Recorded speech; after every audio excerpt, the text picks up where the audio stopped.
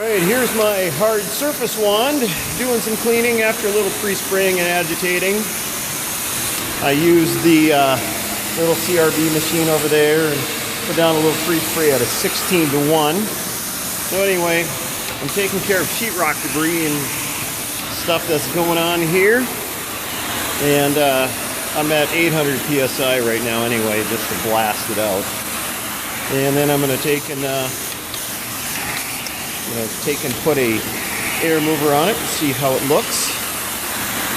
But easy peasy, I can run it one hand versus the turbo in this case.